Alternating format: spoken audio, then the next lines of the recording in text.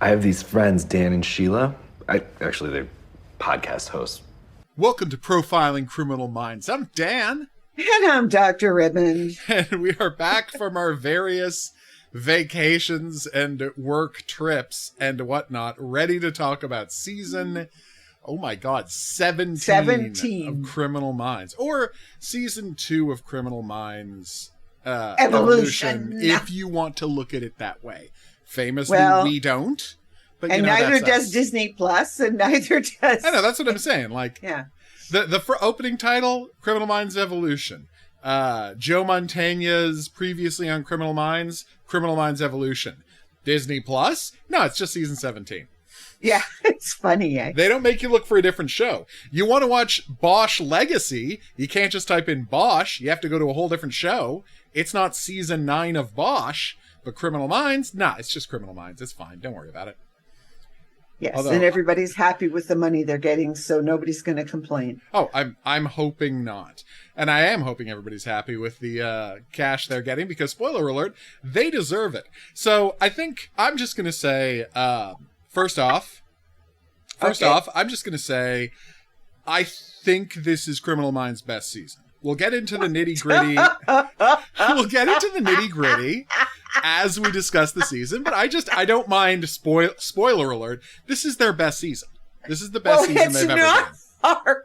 I have been watching because of something else we're thinking of doing. You've been watching all episodes. Yeah. I started watching Criminal Minds from the beginning. I am now in season 10. And let me tell you, it is no competition. Nightmare. It's, remember season 10. Well, yeah, but the thing is you kind of forget, just like I'm watching away and I'm going, well, maybe it won't be as bad as I thought it was, because some of these things are kind of good, and watching it for a different reason. Yeah. Right, means that you're watching it. Yeah, exactly. You're pointing out specific things, so you're less likely to want to just sit there and nitpick and do all things like that, because you're looking for. Let's say this was we're preparing a podcast about leprechauns. You'd only be watching it for references to leprechauns, so it's easier to just breeze through the episodes. But by the time you get to season 10, you're like, oh my god! No wonder, and you could just see it going downhill.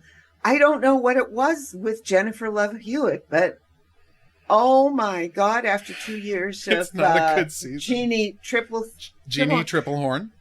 Yeah, and then I don't know if we said this before, but I know what it is. It is because she was a big star.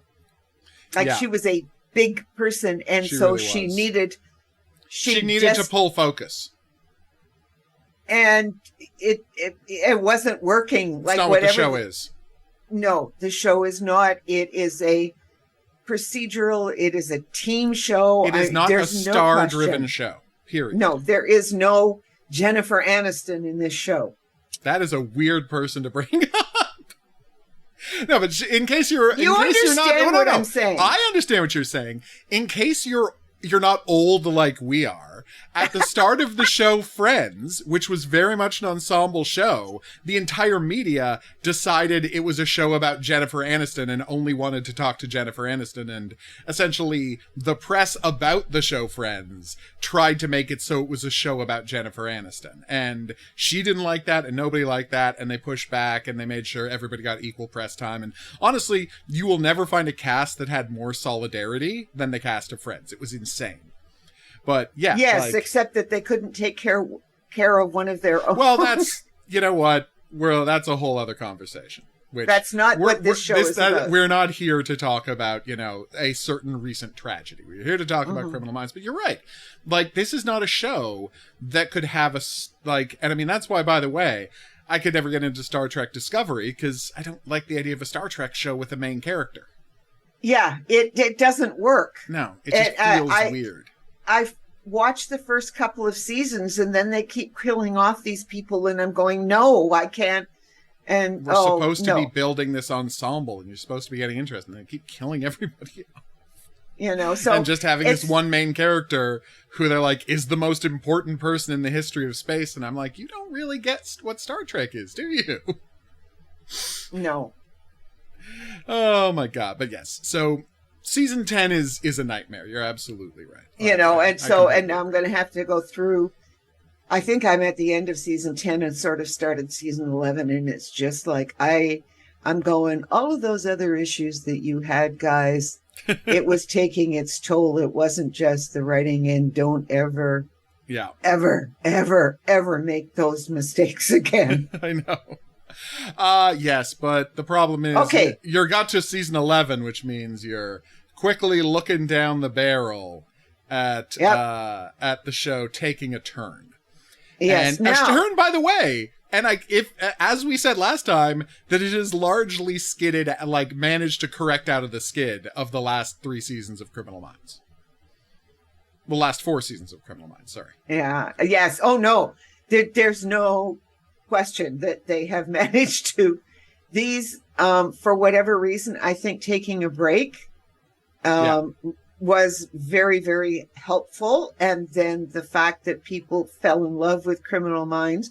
And I will say that I understand, because believe me, by the end of season 15, I was never going to watch Criminal Minds again. Yeah, that's fair. I'd had it. It was just. You can listen to our podcasts about this. We covered season 15 week by week. We took a break from our regular episodes because it started before we had caught up. So we covered it week by week, and we were not kind to season 15.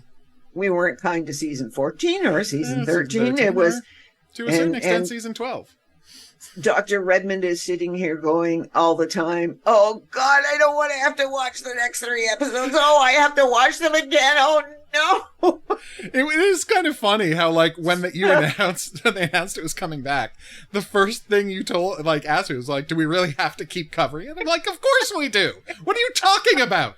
We have reviewed 320 episodes of this show. Of course we have to cover the next 10 they want to make. Yes, and the 10 after that. And the 10 after that. And spoiler alert, we're going to keep doing this indefinitely as long as they keep this up. Because it's great now. As I said, until the Alzheimer's kicks in. Well, actually, even after the Alzheimer's kicks in, because you watch them all again for the first time. Maybe you'll be able to appreciate season 10. Oh! Boom! Oh, boom! Yes. We're terrible people.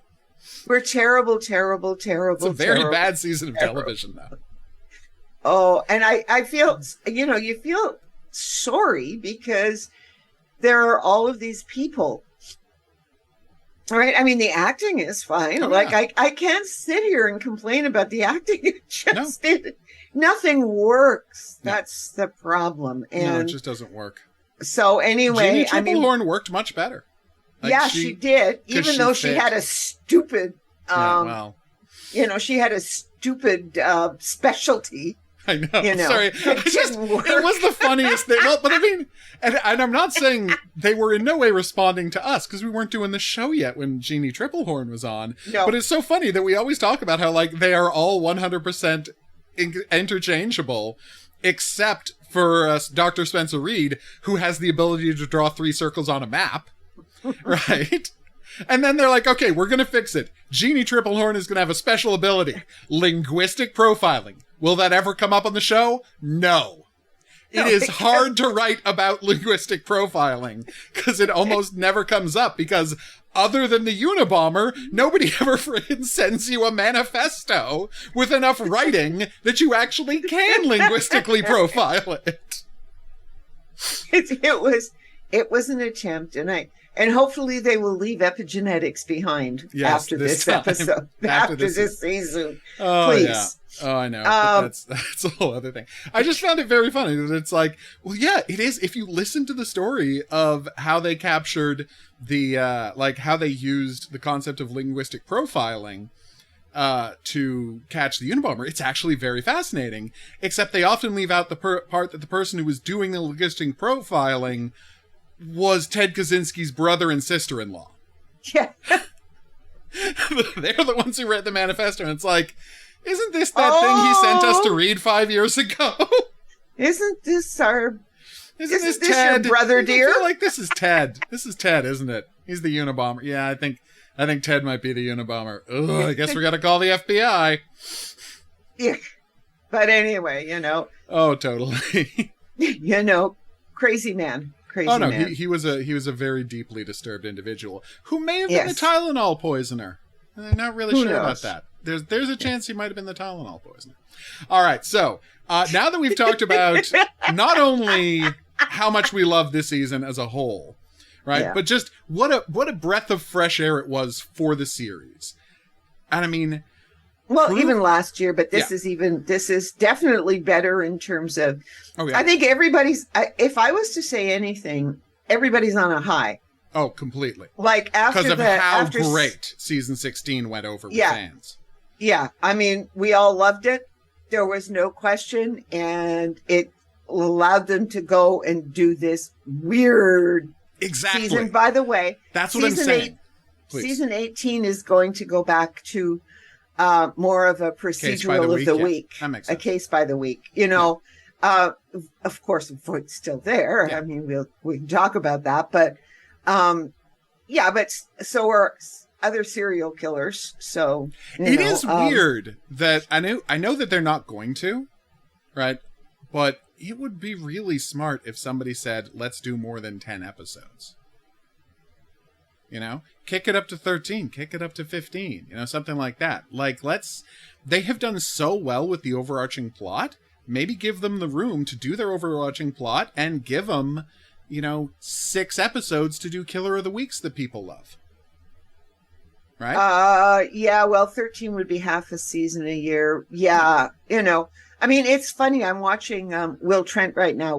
By the way, we're just we love the show, but we'll get into it in a sec. But I'm watching Will Trent right now. And for those of you who are fans of our podcast, Will Trent is well worth watching. I don't know how it's going to do once it gets to the next season. I'm just finished season 1.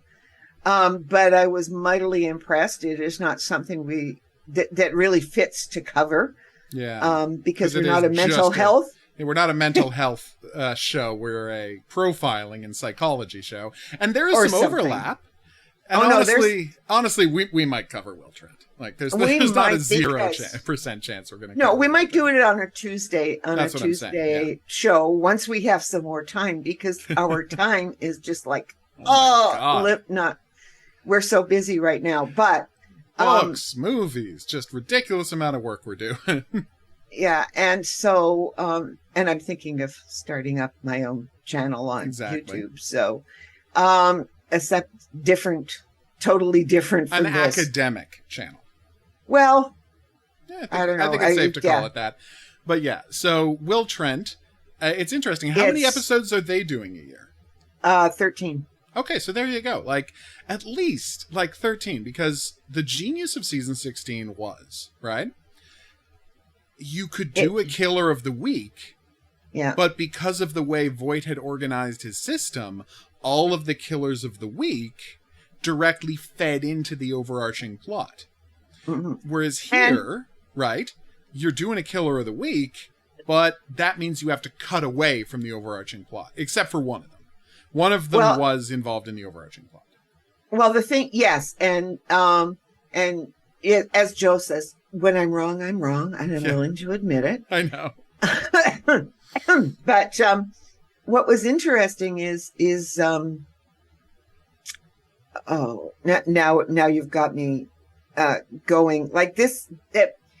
What I was going to say is, although I will have to admit that I watched all of season 10 again, except that I slid through the Killer of the Week whose wife and child had died in childbirth. Like You're talking about season 17. Season 17, yes. You're talking about 17. Piranha, yeah. Yeah, Piranha. And what happened was I just, every time it came to the Piranha, I just skipped ahead to the plot stuff. I skipped ahead to the regular plot stuff because I never want to watch that episode again. Yeah, well, here's the thing with Piranha, and we're going to be talking about this more later. I'll tell you why off mic. But it's weird because I don't understand, like, what everybody else is seeing in that episode that we're not seeing. Yeah. Like, it's just, is it, and I mean, this is me going to be arrogant, and sorry everybody in advance, I'm just going to be a jerk for a second. Is it because they don't remember, was it called Roadkill? Yeah. That's, no, Roadkill is... No, Roadkill's the one on the highway. Just look up Mitch Pileggi episode while I'm talking. Okay, yeah, I will. Is it that people don't remember that episode? Like, because that is... Like, we call that one of the high points of the whole show. And are we just reacting badly to... Because everybody loves this episode. Are we reacting to it? Oh, yeah. Like, are we reacting to it badly just because it's making us think about... Because to us, it looks like it's going back to the well, right? Of literally one of the best episodes they ever did, right? But... To casual viewers, they're just like, oh wow, this is intense. Like, I guess maybe because I think that, I mean, one has to understand that. Oh God, one has to understand that the COVID brought in a whole new audience. Yeah, audience. Okay, of casual viewers. Yeah. And I think that most of them haven't gone back and watched. Okay. Yeah. Right. And or like they've jumped through the seasons and they've done episodes, or they've had it on in the background while they were ironing, and maybe they don't get. God, can you imagine someone trying to watch like, I was going to try to decide on one. It's like, no, literally any Matt Gubler episode with it just being on in the background. Like, because there's so many shows. I have a friend who, like, literally, while her job is, involves a lot of sitting in front of a computer putting in data, and she just turns on the show SWAT, right? She just turns on the show SWAT and leaves the show SWAT on, because apparently the show SWAT is like the perfect show to just have on in the background. And I understand how many people engage with television that way, and I'm sure there are lots of people watching Criminal Minds that way. But can you imagine, like, you would get nothing out of a Matt Gubler episode if you tried to just have it on in the background. I know. Like, you have to pay attention to these things. And so that's what... So, did you find the name of the Mitch Pileggi episode while I was talking there? Finally found it. What's the title? Okay. Top Cat. So she's lying. I hate the she new. Said she no, had found it, but I have it right here. Yeah. And yet I can't see what the episode is called. That is weird. Okay. Jeff Davis, Kirsten, Matt Gubler, AJ Cook. Here's episodes top rated. I want to guess it's 411. Is it 411? Well, you would think so. I don't know why you would think that. Don't know why you would think that. I'm just looking it up. Why is it? You know what? It's done. Here. No, it's Norman Hill. Never mind. I've got it over here. Okay, well then just tell me. Okay, just... What the hell is going on here? See, this is why I look things up.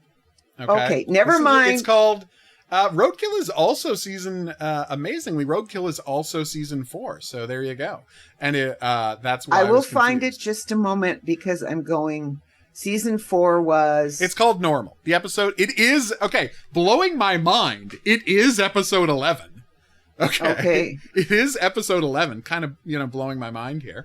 And, it's called Normal. So there you go. We have answered the problem. You can stop torturing yourself. It's called Norman Hill. No, it's called Normal.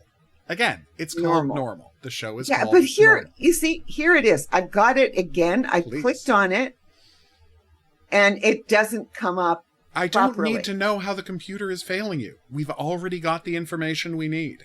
No, IMDb is failing me. Yes. You know what? That is a computer. All right, now let's get to the point. The point is, season 4, and first off, I think I'm not getting enough respect from you for the fact that I was able to tell you which season and which episode it was. No, I don't know any titles. No, I don't know. No, off the top of my head, the only title I can tell you right now is The Boys of Sudworth Place, a terrible episode of the show. I don't know why that's the only Criminal Minds title. Omnivore. There, boom, another episode. Inspired. Oh God, inspired inspiration. Don't get me started. Proof. Jesus. Now we're just naming the worst episodes of Criminal Minds. Which, and now just going to be a dick. So we'll never forget the name Piranha either. So there you go. No, seriously though. No, we love Normal. Like, we really think it's one of the best performances we've ever seen. It's a beautifully constructed episode, and the twist works like very few other twists have ever worked on the show. Like, it so sells it. Right? Because there's been plenty of episodes where somebody turns out they were talking to ghosts the whole time. That is something they are fine doing. It is a plot gimmick that they have exploited time and again. Right?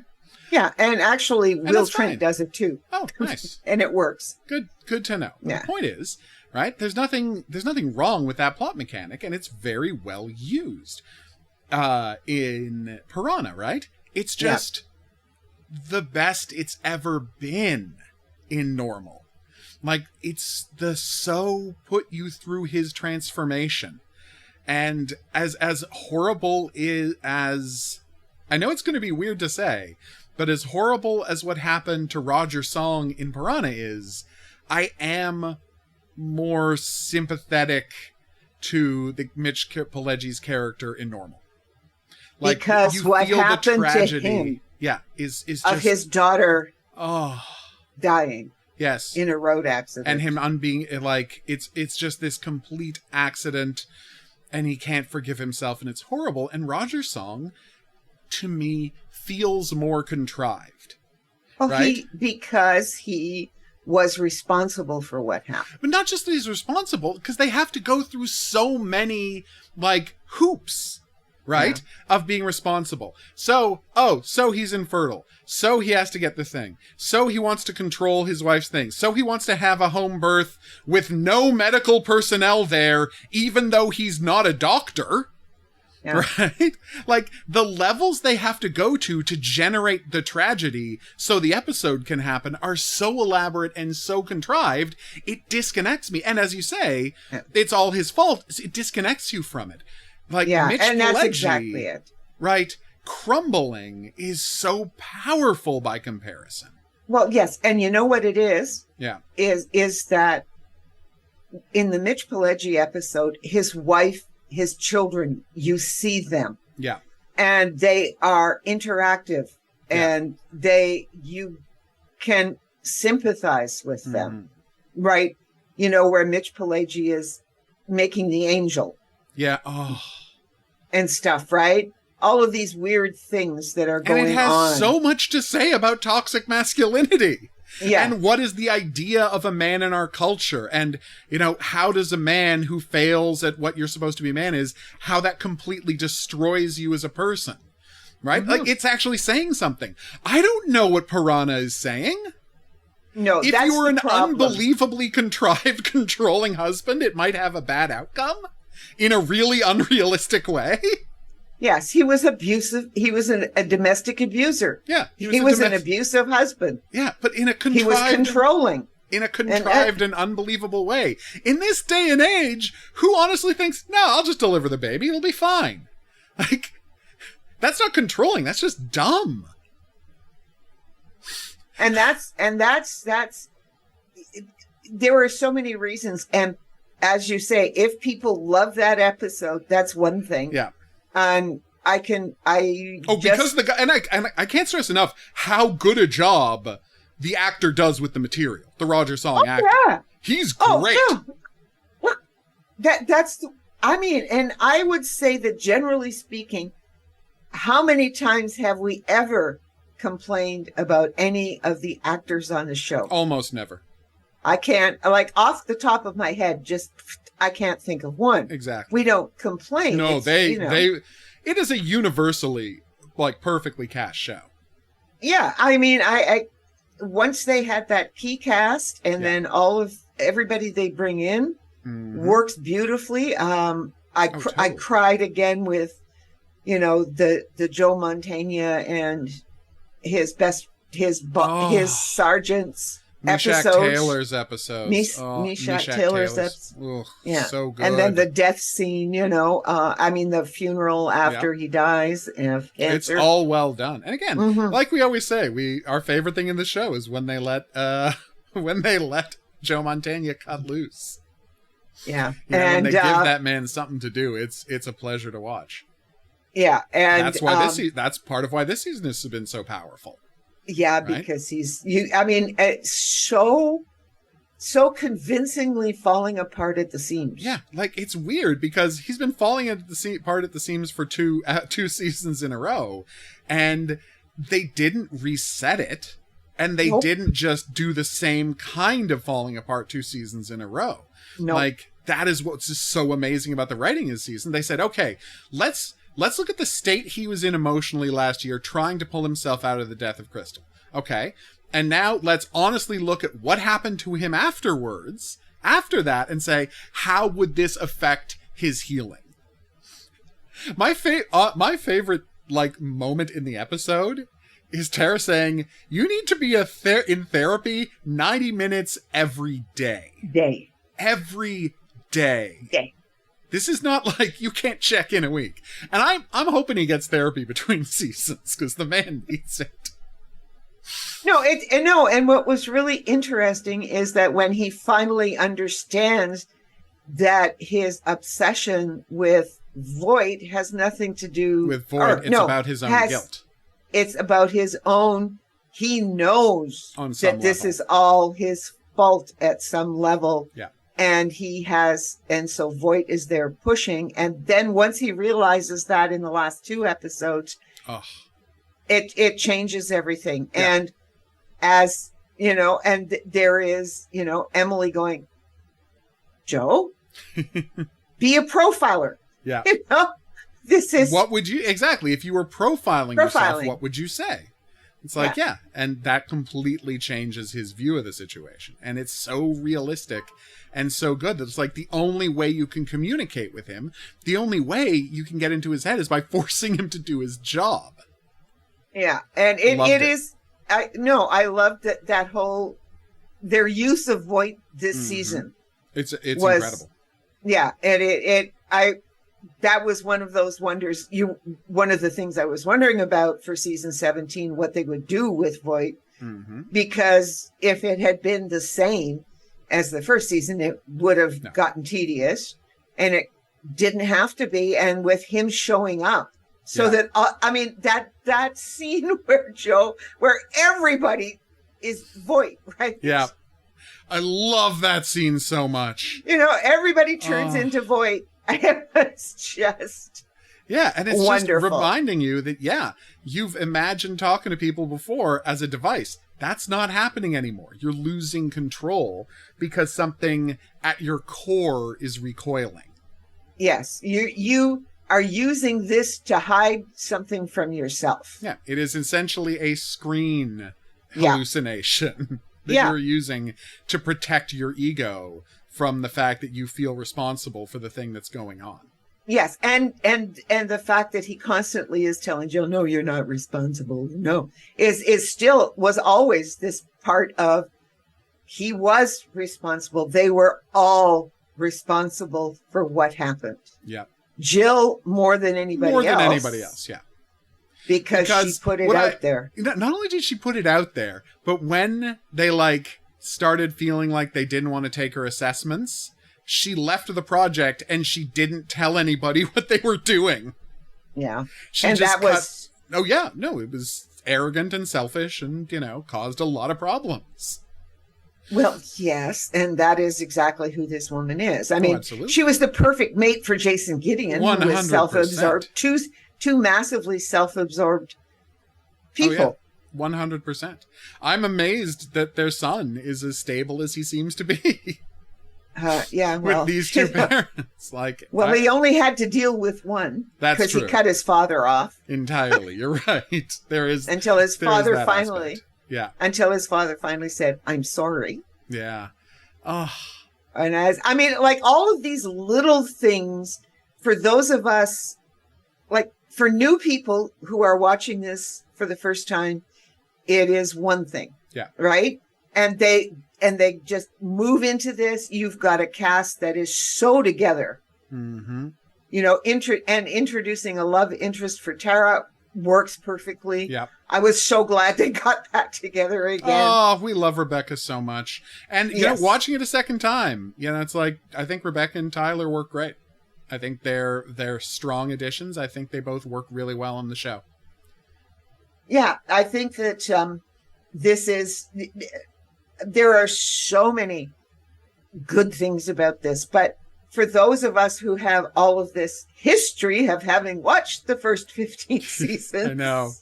in depth and then come to the next 2 seasons, Yeah.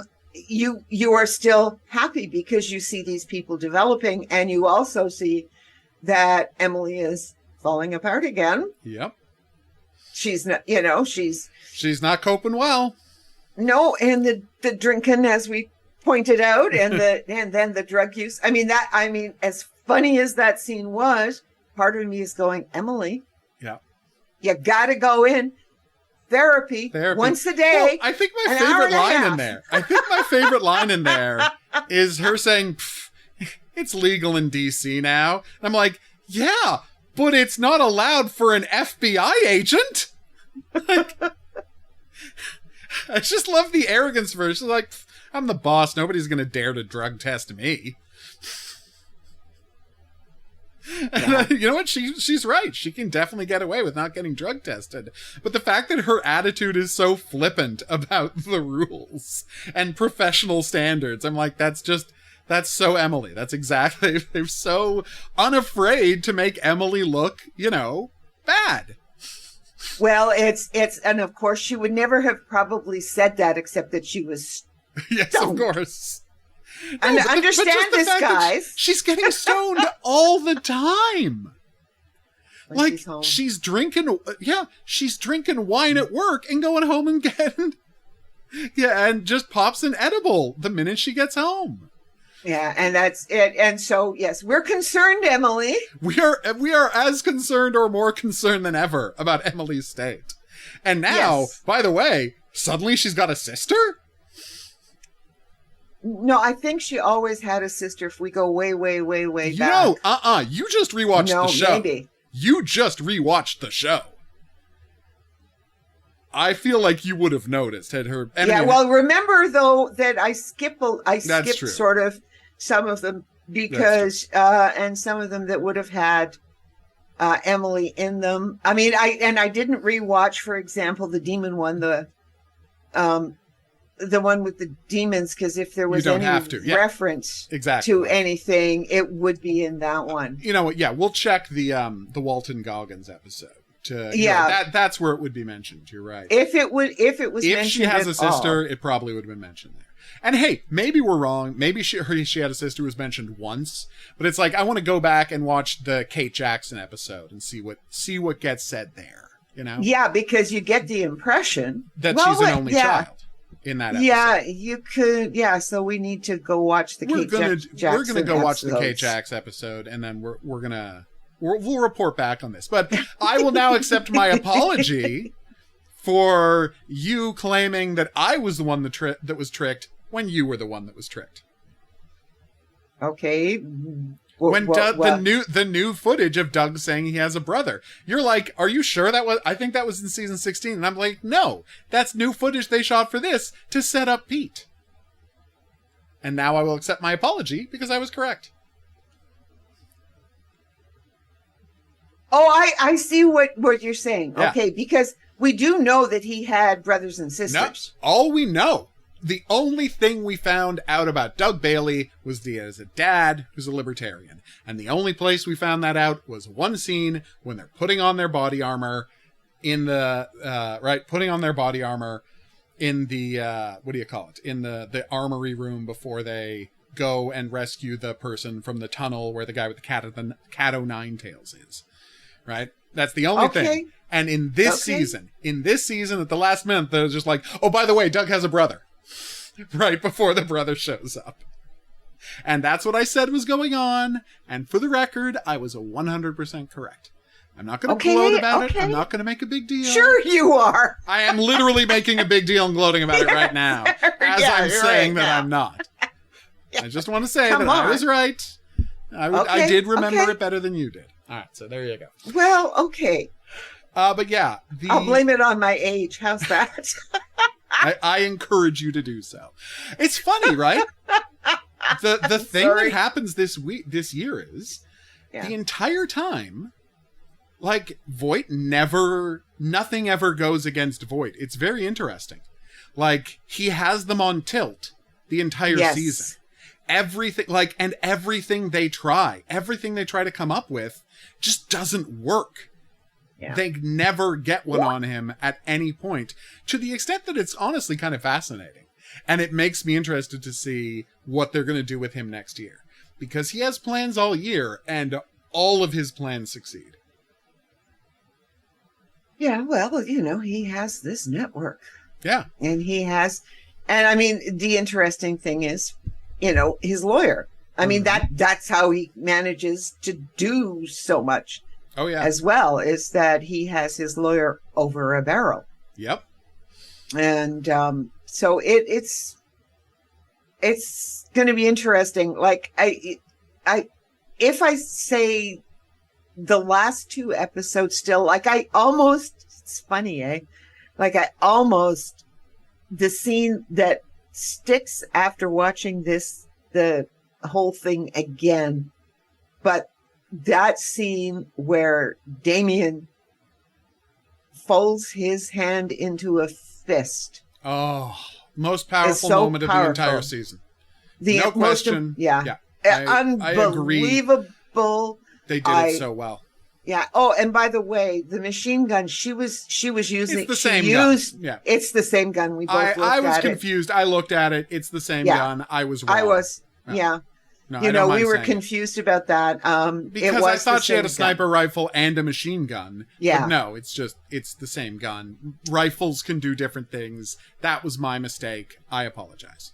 Yeah. No, it's okay. I mean, for heaven's sakes, we were doing it on the run. We were, yes. But, No, but that is such a powerful scene. Jeez, yeah. Oh and my God. the take back, and then Oh. it turns out that, it is something. They do it for a different reason than our villain thinks they did it. Yes. And that's why he thinks she's still tractable when she isn't. And it is, Jill still comes off as really bad. Yes. I was wondering whether I could find some mitigating circumstances there. The answer Where is I no. could go, okay, but no, she should have known better. Yep. She should have known what was going to happen if she did this. Oh yeah. And as I always say, this isn't a situation. This isn't a Spencer Reid situation where she was trying to get him killed. Right? This isn't Spencer Reid specifically arranging things to get people killed because Spencer Reid's got problems. This is her screwing up. Yeah, it definitely is a screw up. She should have known this was never going to work. She just ripped apart his world, and she thinks that she can go out ahead. It boggles my mind. The woman was not a clinician ever. And she's not concerned that friggin' Jade might be out somewhere and doesn't wait until they've secured the area? No. Yeah, No, you can't. It's very frustrating what she does to him. Yeah, and I think that, in her head, this is all academic. We talked about this before. Yep. So, I mean, it is realistic. Like, 100%. I'm going, yeah, this is a woman who, like these scientists who really should never be allowed to have all of these things at their disposal sometimes. I've just picked up a paper on epigenetics, right? Yeah. And it says 2,500 years, basically 25 centuries of epigenetics, and goes back to Aristotle talking about all of this, right? And what can affect. Well, it's true. Yeah. Right. No, I mean, his line was, I guess it's the west wing. If it's a west wind, yeah, you're going to have a boy. And if it's an east wind, you're going to have a girl, something like that. I mean, it's just like, and the girls first people are started just talking about it. Yeah. And deformed in the womb, right? Mm-hmm. And you're just, you can go all the way back. This is just a fancy word for trying to figure out what happens to people and how need to explain. The need to explain. And now we've got all of this. I mean, it's this science. I mean, they make it sound as if somehow or another they were ahead of their time, and they this actually really, really works. And actually it did work in this particular limited situation. I'm not complaining about how they structured it up so that the children came from massively abusive families and homes. Yeah. And then they just added to it. Mm-hmm. That's not what I'm complaining about. But I guess they needed something kind of handy to. Yeah, they needed a shorthand. No, they needed a shorthand to explain it to people. Yeah. Yeah. And that I'm not exactly what they needed. Yeah, and because what happens is it's, the questions, there are a lot of questions. It's just a brand new science, so God only knows what's going to happen to it and it's going to change. It's just always weird to see people wholeheartedly going all in on something that's entirely new and only recently started being discussed. Yeah, because what happens is the issues that it brings up, nobody knows whether what the heredity thing is, and because even if you have some genetic manipulation that goes on, some gene functioning that goes on when you're raised in an abusive, and they talk about, oh God, you shouldn't be depressed when you're pregnant because your baby is going to be depressed and you're going to pass on these things, and the heredity thing. And we don't really know, because if mama is depressed, then guess what? I mean, the minute the baby is born, shock me if that baby is going to be coming up in a kind of toxic environment. And maybe there's all sorts of stuff in mommy's world that's making her depressed, that the children are also going to be suffering from. Yes, like an abusive husband. Yeah. It's like, what do you call it? I've listened to the wonderful podcast Maintenance Phase, which is about why diet culture is toxic. And one of the best things they always say is that it's like, scientists don't have any clear idea that being overweight is unhealthy. They can because on what percent of the time are you overweight because you're unhealthy? On some huge amount of the time. There's not a clear 1-to-1, you have extra weight on you, so it's bad and you're going to be unhealthy. There's just no scientific evidence to back that up. Well, because there are people with no extra weight on them with 100% clogged arteries. And there are people who are 50 pounds overweight who have perfectly good cardiovascular health. It might be there. Yes, there might be correlation, but there's no good sign that this is all causative. No, it is an interesting, what was really, and it's funny because one of the things, right, our obsession with, as you say, dieting and weight and things like that, because I'm carrying my weight like my aunt carried it. Yeah. Not like my mother, but like my aunt. Right. And it's an interesting phenomena, because as far as I now have a family doctor after 20 years in this city, I finally have a family doctor. Yeah. And none of them and they are all, I guess, immigrants. They've been brought, but the one I saw who was a locum and was going back, she was very good. and then the one who is going to be my family doctor of record. Yeah. And, but the weight doesn't bother them. And they come from different cultures where weight is not the idea that you are overweight does not necessarily mean. Here is the only single metric we are using to determine your because health. Yeah. every other metric in my system, I mean, I'm sure that's why they took me in. Geez, I got no problems. Yeah, exactly. So I have no physical problems. And it is an interesting phenomena. But I'm just saying, absolute obsession.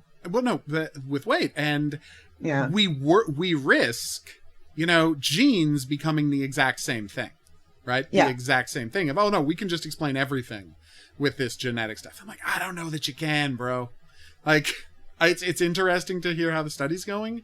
I'm going to need to see a lot more data, and for them to just immediately just start saying, oh no, it's all epigenetics. Is it though? Yeah. Give me a break. It's I not. know. You It's know, just yeah. so oversimplified. Shall I go back to Alice Miller? I know. Rotten mother though Oh. she may have been, Alice Miller and her son. I've just been reading. I'm finally getting to the end of his book, and I can't wait to get started. yeah, no, it is an excellent book, and as he explains, she was ultimately a Holocaust survivor, even if she was never in the camps. Yeah. And and as he said, anyway, it is very interesting. That goes to something else, but it's like no, you have to understand that your environment structures so much, and the environment is socially constructed. Yep. And but it doesn't matter the epigenetics, their paper, they gave it a fancy name. The paper itself and what it was arguing was, like the way they explained it, I would say is fairly sound. Oh yeah. In the fact that, and who knows, it might have been in the paper itself, because if Jill thought that you could change these people for the better and fix them, so to speak, right? Get them through, and out of this abuse, because that was the good that she thought she could do. They must have had a lot of that information in it as well. Oh, I think so. Right? So, the possibilities were there, but like everything, you need ethics, you need philosophers, you need the humanities guys to sort this out, to put No, but scientists want to just find a number, right? They want to look at your genes, they want to do a bunch of tests, and they want to find a number and say, okay, well, this number is why thing X is happening. Yes, and we're going to put you on this pill and everything will be fine. And it's going to change that number, and then you're going to be fine. Yeah, well, yes, and we all know how well that has worked in the past. Why do you think it's going to work for this one? I know. Just because that's what science fiction is there for, guys. I know. To teach tell us you. these lessons. Yes, maybe you should be watching more science fiction. Yeah. Yeah. All that's you entirely scientists. possible. You So in know? case it wasn't clear, we're very skeptical about the epigenetic portion of this story. Yeah, I mean, it not about the paper, but the sort of what is implied when you use the term epigenetics. Because, Exactly.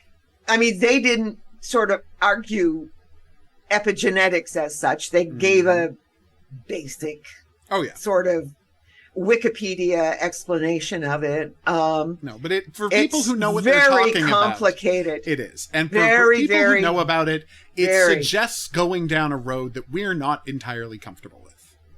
Not at this point, of course. I have now started to. I don't have time, but I will still read the odd other thing. But when you start talking about all of the questions that are coming up, no, it's just like the whole business of, well, yeah, you're a sociopath because your brain. And as we know, well, no, that doesn't make you a serial killer. That just means you lack empathy and have to learn how to have empathy. And you can learn to, even if you can't feel it, you can learn to perform empathy. It can be well, done. Yeah, and there is I just took down another book Yeah. on that. No, I don't know where it is right now. Handbook of Mentalizing. Okay. So I'm going to read that as the Handbook of Mentalizing in Mental Health Practice, and this is the new 2019 version. So I will be going through that for a number of reasons, but it is the idea that somehow or another you can form empathy and how it is done. And it actually goes in with, because the end of Martin Miller's book is dealing with therapy and how to use the radical insights that his mother had. Mm-hmm. And yes, it was radical. It's no wonder people don't want to look at it. Never mind. But he is talking about this too, and how you can take those insights and then, because they are not therapeutically workable the way she says it in her first 3 books, then I agree with him. But you use the insights.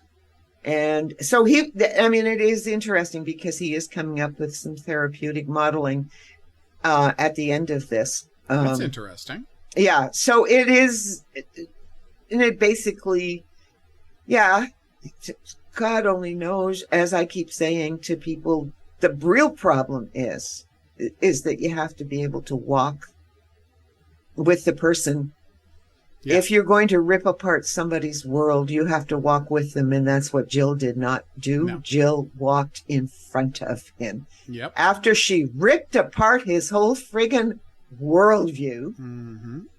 and brought up his father. Yeah. His foster father, who was the only person who had ever been good to him in his entire life, and said that you murdered him for nothing. Yeah. I mean, how that woman should never have been allowed anywhere. Oh, yeah, I mean, I cannot, except... We cannot forgive you, Jill. No, we cannot forgive you. We will not forgive you, Jill. But you should have known better. You are still... We said this when we did the episode. Which, by the way, is she's a terrible clinician. I don't even... Yes. I don't even know if she was ever in clinical practice. Well, no, but actually they mention in passing that it's very funny that the explanation, this is something we missed the first time, so I'm just going to apologize for this, that the reason that people know her at the BAU is that apparently, and this is, I mean, you can't believe this. Like, I'm going to say what they say in the show, that's but right. Doesn't mean that I believe it because it's just not believable for the characters. But they say, Jason, after they divorced, continued having her as his therapist. Yeah.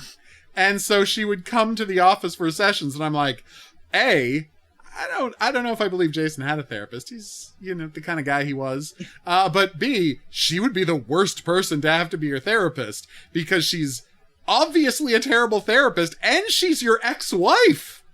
We call this conflict of interest. I know! Like, it's such a ridiculous concept. It wouldn't even be allowed. No! She's her ex-wife. Like, there's this, so they did a Netflix show, right, starring Kristen Bell. It was a parody of those, women's potboiler books, right? Mm-hmm. Your girl on the train, your, Gone Girl, blah, blah, blah, blah, blah. And so the whole thing, right? She's constantly like talking to her therapist on the phone about how she thinks she's going insane because somebody disappeared. Blah. It's not important why. And then like a joke late in the thing, right? Is that her therapist that she's been talking to the whole show is her ex-husband. And it's supposed to be thought of as a hilarious joke that this woman is so deranged that she's letting her ex-husband do her therapy. Yes, well, that's like But no, you're about to say it's like Alice Miller running her son's therapy. Like, just being in charge of her son's therapy. So she knows everything he says and is controlling everything the doctor said. Bitch, if he wanted to talk to you about this, he would. He needs a therapist. He tried. He tried. Oh my God, it's so funny. Yeah, that explanation for why people know her is just, it's not plausible in the world of the show. No, it's not plausible. I mean, and Gideon had his birds thank you. He just walked away. Yeah, he just and walked had away his and he birds. had his birds. We love you, Jason Gideon. You're a Yes. fascinating character. You were a bad therapist too. Well, In he many wasn't. ways. Well, I'm talking about the mess that was the brain of our beloved Spencer Reid. Spencer Reid, yeah. Well, he wasn't a therapist. He was a Well, bad father. And He was a bad f- father. Yes, he was a bad Yes. father and a bad friend, not a bad therapist. I'll give you that one. Yeah, like for example, you look at Hannibal Lecter. Terrible friend, pretty good therapist. Yeah. I think he's a pretty good therapist. I would argue that Hannibal Lecter is a pretty good therapist. Terrible friend, worst friend imaginable. Pretty good therapist. Well, I know. a manipulative therapist. Oh, manipulative monster. Of which, Yes. hey, it's not like there's there aren't plenty of therapists out there like that. It's Yeah, not I like know. that show is coming from nowhere, everybody. No, there are.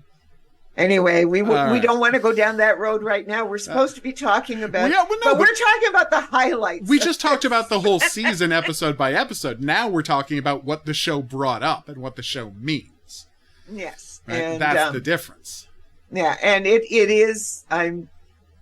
Yes, and of course it's those end 2 or 3 episodes that Oh, matter the most. But and that it was just- and built. again, The build it is up the is best perfect. Scene. It is the best scene Yeah. of the entire season. That scene with her and him choosing to die rather than having to live with what he had been turned into. Mm-hmm. That's fantastic. Yeah, and that scene was, and she should have been able to figure that one out. Oh, no, absolutely. But the thing is, she didn't, and that's what turned it into a tragedy. Yeah, Oh, it's such a powerful scene. yeah. Oh my God, and poor Jade. Oh, You feel so sorry for her. oh my God, poor Jade as well. Now, I will say, the one thing they kind of cheat and get away with is, so wait, Pete was able to, while all of the security guys there and all the FBI there, was able to walk into the place, find where, like, they want to get to the last episode they have to get to. But you're telling us Pete was able to walk into this facility, find where Jade was, collect Jade before she can kill herself,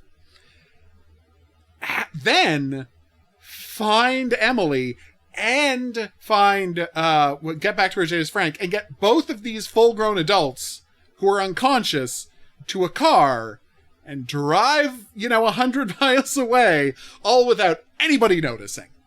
It's a cheat. Yeah. Okay. Well, we're giving them that. We're letting them have it, but we Yeah, all we're letting have them to have agree. We all have to agree that it was a cheat. Yes, because there is no way to figure out the fact that Pete was there and still alive. Yeah. Is a complete shock. Comes it's- out of nowhere. Damien and Jade never mention him really Well, no, before. not They all really, talk yeah. about. He comes No, up they like talk about- not being able to track down Pete comes up Yeah, like they once. can't. Yeah, they can't track him down. They don't know where he is. Well, then how the hell did she arrange all of this? That's a really good question. Because it is assumed that the two of them were arranging the trial Yes. together I know. somehow or another. I mean, yes, That's the but I'm cheat. giving them that. I don't care. We let them have yeah. it because the last episode is very good. Yes, it is an excellent. The trial was. I loved it. It was well put together. I have absolutely no complaints that and I would- Jade yes. killed. What's his face? Oh, Our Frank. Yeah, villain. absolutely. No, we're happy she did it. Come on. Yeah, because he was 100%. guilty and she knew it Yeah. from personal experience. And by the way, you want to talk about a show that is embracing subtlety in a way that I really respect? Okay. Like, the show never explains why they all gouge out everybody's eyes. No. Now, anyone watching, anyone paying attention knows why they gouge out everybody's eyes. It's because the systematized way that they have done their sexual assaults is that they Yes. put on these impervious blindfolds. So Yep. the children can't see who's molesting them, right? Yep. And that's why they gouge out the people's eyes. Yep. Like that's clear. But I just love that the show never felt the need to say it. They trusted the audience to figure it out for themselves. And I loved that. I thought that was fantastic. Yeah, we're happy. I mean, I don't, What? If it wasn't for Piranha, I'd give it an A+. For the whole season. I know. Like even the suffocation guy. I mean, the suffocation guy has like my single favorite bad profiling moment in the entire year, which is that scene where they're talking about the thing about why he kills, and then he opens up the mask so that then he masks them with he suffocates them with clear plastic, right with clear plastic. Right, so they can see his face. Yes, but he wouldn't want to use his real face, so he puts on a scary monster mask first. I'm like, come on! No, you can't say that with a straight face. Oh God, I found that so funny. Or the line early in that episode where they're like, the press are calling the moving day killer, right? Probably because the tape he suffocates them with is the kind you use when packing. No, because he kills people on moving day. That's why they call him the moving day killer. What are you talking about? That's what the whole show is about. It's the moving day killer. Because he kills them on moving day. All these people keep moving in and then getting killed that night. How did you not notice this? But they can't be perfect. I know they can't be perfect. And just like with the line about we're not getting anything about this geographic profile. Of course you're not. He kills them in their homes. Geographic profiling is useless. Oh, if he's just killing people in their houses. Hitman, remember? Yeah, I know. He's a hitman. And is there a psychological reason that explains Damien killing that guy's wife instead of killing him? No, they never sell that, but they had such an unbelievably powerful opening image for the front of the season that we let them get away with this stuff. And that's the thing. It's like how we said about Piranha, an episode we didn't like, that if that baby wasn't dead and they gave us this iconic image of a living baby in a corpse's arms, we would have forgiven it a lot. Right? Yeah. In the same way, when you got a cool image, you just forget whether it makes sense psychologically. And that opening of him walking in with this woman with her eyes gouged out is so powerful. Yeah. They don't really explain the psychology of why he would kill the wife in front of him instead of killing him. That doesn't really make sense for who Damien is. Or everything else he has done with all of his killing. None of that tracks, but it's such a good image. That woman lying on the floor and her eyeless face reflected in the pool of blood, you let him get away with it. It's fine. Yeah. See? And because it's a visual medium. It's a visual medium, and when you come up with an image that good, you know what? We'd prefer it if you figured it out, but if you don't figure it out, we're not going to bitch about it. That's how gorgeous that image is. And it really is. It's such a good image. That's the one thing that we have to say about these two seasons too, is that they have had some stunning moments. Well, I mean, visually, other than Matt Gubler's episodes, this has visually been the strongest the show has ever been. Yeah. Yeah, well, Matt Gubler's episodes were a whole other conversation. Oh, I watched the Brad Dourif one again. Oh my God. What an episode. That is an episode of television, man. Oh my God. So, yeah. Yeah, it's funny because we're talking the overall. I don't know what it is sort of saying. We're watching people. I know it's just setting us up for season 18, and they're already in pre-production. I'm so happy that it got renewed. Right, it got renewed before it started airing, which is amazing. How many shows does that happen to? That's incredible. Usually that only happens in animation where you have these huge lead times. But here they're like, no, we know what we have in this season of television, so we're just giving you another season. Wow. Yeah. That is quite a statement of purpose. Yes. So now there's talk about Hutch coming back and Matt Gubler coming back. They want the God. I was reading this one thing and I'm just going, really, honestly?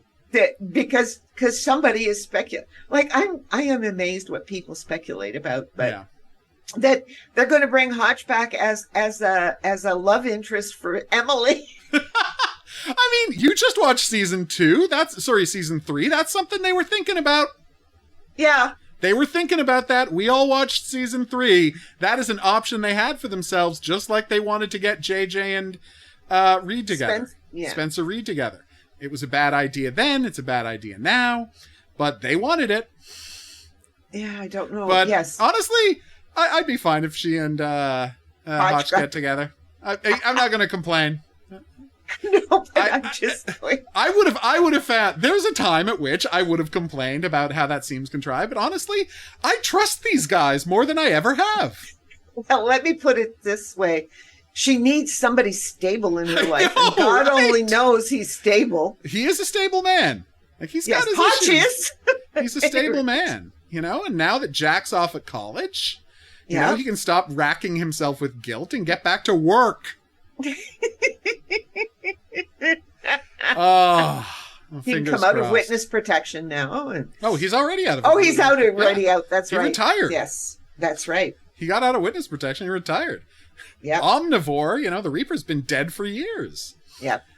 Oh, yeah. But no, I mean, if they wanted to do that, I'd be like, yeah, I'm fine with that. That's... Yeah. I could try to be a jerk about this. I try to be a jerk about a lot of things. I find it entertaining. I can't be a jerk about this. That'd be fine. I'd be great with that. I'm not going to pretend I'm above this. No, it's just funny the things that pop up on my phone. I know, right? About all of the stuff the fans want to see. Yeah, you know, there's, but it's fine. Everything was fine. This season was it was better than last season. It was. And last season was really good. I talk about the one thing I think doesn't really work this year? The one thing that doesn't really pay off. Tell you if I agree. Okay. I don't think BAU Gate pays off. Oh, no, it doesn't pay off. It doesn't pay off and it doesn't work. No. I don't think they ever figure out what they're trying to say with it, and it never lands for the audience, and, you know, we've fully litigated Luke's insane behavior. Yes. We're not going to do that again. Like, we're not going to waste your time once again talking about Luke's absolutely insane behavior around BAU Gate, right? Yeah. But, like, it doesn't pay off. It doesn't pay off at all, period. No. Like, so it doesn't land. It doesn't pay off. I don't know. Like, I understand, like, that we need to be very concerned about deep fakes, and celebrities more than anybody need to be very concerned about deep fakes. Like 100%. This is a big problem. Politicians, celebrities, like, these are all big concerns. It doesn't really land. Well, no, not with JJ. Not with like the JJ stuff. It just doesn't land. It doesn't land. Well, because the BA... Yeah, please, go. I was just going to say because the BAU does not have that kind of fan base. No, they're not public figures. They're not public figures. They're just not. You know, just because she was the media person, I'm sorry, used to be. No, she was the media person 12 years ago. Yeah. And it's not like it's a recent thing, her being the media liaison. It's not. She stopped doing that job over a decade ago. And not only that, even when she was doing it, remember that the crime of the week is something that just even 12 years ago and 15 years ago and 20 years ago, you know, it hits the news for 2 weeks. They only talk to an FBI agent once in a blue moon, for heaven's sakes. Oh, I know. When you see all of these things. They rarely deal with the media. Yeah, and deep fakes are a problem. They're a huge problem about it. 100%. And so, and I did like when they were talking in the trial thing. The thing that changes Peter's mind, of course, is the fact that Jade just goes and checks this one thing and can say, no, this is real, not fake. Oh yeah, and I understand. And that was very nice. It could be. I should be clear that I understand the plot purpose that the deep fake storyline serves. I'm just saying it doesn't really land. No, the one with but you see, that you didn't need that to set up this idea of deep fakes Yeah. for the trial. Yeah. You know, you didn't, because we already know that Voight is doing deep fakes. Yeah, Like, we're not surprised. No, it's funny. I mean, when we watched it the first time, I mean, yes, we did, as you say, we're not going to litigate that again. And JJ's reaction, we already talked about all of that. Mm-hmm. But it looked as if it was going somewhere. And now when you watch it a second time, It doesn't. you're go just anywhere. going, it just doesn't, it's kind of, and even we were impressed, if you remember correctly, with her response to Voight. Yeah. I went, blah, no, how come I was happy with that the first I time? know. It didn't work on second No. viewing, but those are such minor things. As I said, I only gave it an A. This is not an A+ season. No, sorry. It's just an A you gotta, season. yeah, you know, but Oh, it's, I get it. you know, and 16 was probably an A- season. No, I would have given that an A season too. No, I think they're both A seasons, but Yeah. it's a gradient, and this is better than season 16. 16. Yeah. But you I mean, if needed- we're going to put it on the bell curve. Yes, but you needed 16 to get this season. Yeah. Sorry, Oh, for season sure. 17 can't happen unless you get season 16 first. Exactly. And the stuff with Dave Rossi Oh, is brilliant. no, that's all A+. Oh my That God. is all A plus, Yeah. you know. No question. It's just that there were a few B's in there that just At the dragged same it time. down. That's absolutely right. Yeah, that's how we would do it, right? That is absolutely how I would grade the season. No, I'm 100% with you on this one. Yeah, so that stuff just worked, Oh my God, did it ever. you know, and I loved it. so Yeah, I'm looking but- forward to season 18, I can't wait. 2025.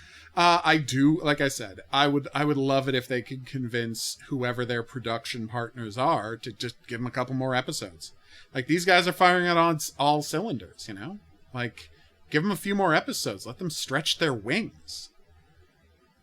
I think it would be smart, because that way you could have the kind of super satisfying ongoing plot without robbing people of the killer of the week that they love so much, you know? Yeah. Okay. You know, you add, well, we'll see what's happening. Hey, you know. We don't, you know, I mean, I think it builds anticipation and all the rest of it from a marketing Oh, absolutely. perspective to do it just once a year. We're never going to go back to 23 episodes and 26. No, of course not. Some of the seasons were 26 episodes, I remember. and they were but- better than the ones that were. We're only 22, I know. But my point is that, like, I'm going to say something that's slightly cruel. Oh dear. Not about Criminal Minds, about the state of television. Oh, okay. I think you were devaluing television by only doing these tiny seasons for every show. Yeah. Because, like, the power of television is creating these worlds for people to inhabit and these characters for people to get to know, right?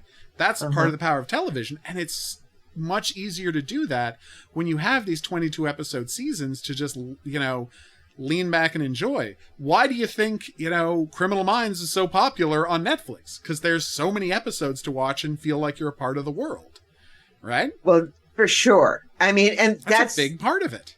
it's the beauty of this, and this is, I suppose, why NCIS has managed NCIS to has last for so long. Exactly, right? It's You these know, great that- big worlds you want to be a part of. Yes, and you end up. These people aren't friends exactly. No, I wouldn't mean, say there's they're always friends. a nut out there that would think that they were the best friend of Well, somebody. that's another conversation. we You don't know, have to that's have a about- whole. You know, but they are. It's comfortable Mhm. because you have been watching these people all along, and yeah. they, whether they knew it or not, they were creating a consistency across the board, and some of that goes to the actors. Oh, for I think sure. a lot of it goes to the actors. Yeah, for sure that they manage to Build fill these in characters, and inhabit and build these characters. which makes and- the world feel real. Yeah, that's exactly it. This is a group. Yeah. And that is, and I'm only saying this way because it was clear that is why season 10 didn't work. Yeah. Oh, absolutely. Because they tried to upend the structure of it. Yeah. And it's a problem. Yeah. It is absolutely a problem. But yes, so I will say this really is, I mean, it's as good as this show gets. I think this really is like, well, yeah. This is their best until season. next season. Until next year. It's their best season so far. Yep. Right? It's their best season so far. Yep. And yeah, like even when we're watching, Piranha, an episode we didn't really like, half of this episode is about this really interesting stuff with Jill. So yes. There's so much, there's so much going on there. And okay, so here's a quick question that is going to mean nothing to you, so hopefully the audience will understand my reference. But is the character of Jill a reference to the Saw franchise? Now that means nothing to you, but they killed off Jigsaw in episode 3 of the Jigsaw franchise, and then they got to the 4th one. They're like, "Oh God, we probably shouldn't have killed off Jigsaw, should we?" No, you shouldn't. And so out of nowhere, Jigsaw has a never before mentioned ex-wife named Jill who just shows up. Oh, you're kidding! Yes, to like serve part of his role in the series. And I'm like, is that why they called this woman Jill? Is it a reference to the Saw franchise? Well, it could be. It could be one of those me. Easter eggsy things. This is what I'm saying. Just putting it out there. Oh, yeah, you can. And as you say, I mean, I definitely have not watched Saw movies. No. The Saw movies. There's plenty of stuff I'll try and trick you into watching. I'm not going to try to make you watch a Saw movie. I'm not insane. Even though I have a picture of myself with Jigsaw. There you go. What can I say? And even though the guys who write the Jigsaw movies are the guy who make the Collector movies, which I am going to make you watch, because they star Josh Stewart. And well, of course. It's important to remember that this is, first and foremost, a Josh Stewart fan podcast. I mean, sure, we talk about other stuff sometimes. Criminal Minds does come up. But we are mostly just here to talk about Josh Stewart. And we can say that with a straight face after having to watch Shooter. Which people are finally going to hear. Soon. Oh my God, it's going to be so much fun for people to hear that, because you being baffled for that entire first season of not understanding why we're watching this show. I'm like, just wait. Then the whole second season, it just becomes the Josh Stewart show, and it's an incredible show. And then the third season, Josh Stewart's not on it anymore, and you're like, oh, you guys really screwed up, didn't you? Yeah, no, you should have. You had this incredible character, right? You had this incredible character who just took over the show for the whole second season and made us think, why is the show just going to be about him now? Because he seems like a better guy than the main character. And then the third season, you're like, you know who we need lots of scenes of? That FBI agent who I can honestly say I can't tell you one thing that character did for the entire run of the show. Drive a car. She is in every episode of the show. She has at least 6 minutes of screen time in every episode of the show. I can't tell you one thing she did the entire show. That's how useless that character was. Yeah. Oh, yeah. She hung out with her ex-boyfriend, who was a more important character on the show, who did more things. It's not Never a good mind. show. We're not talking about that. Now we're finished. No, yeah, I know. We are finished. But yes. So that is our, how Criminal Minds season 7, like how it fits in the overall show, how it makes 17. Oh my God. Sorry. How it makes us feel, how it fits into the overall show. And I think most importantly, like why season 17 is like this giant flashing sign that says, yeah, they need to keep doing this. Like these are people at the top of their craft who need to keep doing this. And if I was to offer one piece of advice, could you please get Tara to sit down with Emily and explain to her why she needs to start going to meetings? I know. Oh my God, does she need to go to meetings? But have you ever felt more seen than, I mean, of course, we've never felt more seen than the time we got mentioned on Criminal Minds. But second most, we spent how many times How much time did we spend in season 16 saying, you probably shouldn't be dating somebody you picked up at AA? Sorry, at Al-Anon. Right? At Al-Anon. Yeah. And then... in the first episode of season 17, Rebecca's like, yeah, maybe we shouldn't be dating since we met at Al-Anon. Like, yes! Oh! These are boundary issues. We feel seen. It is so nice when it's like, now the characters are just saying our specific complaints about the plot. You just... Oh, it felt good. It felt good. I'm not going to say it didn't feel good. It felt great. Well, we're assuming somebody from the show listens to this, I have right? No, whether they listen to it or not, that's not the issue. Right. It's just great to hear the show coming around to your way of thinking, whether you inspired or not. That's true. You know? All right. Yes. So, anyway, whether you inspired or not, it's still awesome. All right, so we are going to go. Thank you so much for listening. Obviously, we had a great time with the season. We hope you did too. We're going to be back here next week with a breakdown of our, and this is going to be controversial, I assume, top 10. I found a list of the top 10 Criminal Minds episodes ever that some website did, and it got me thinking. So what we're going to do is we're going to sit down and we're going to make our top 10 all-time. We're each going to make our own top 10 all-time Criminal Minds list. And we're not going to consult with each other before talking about it. So we are going to find out what the other one's top 10 episodes are. But here's the challenge. We're not allowed to have any episodes from season 16 or 17.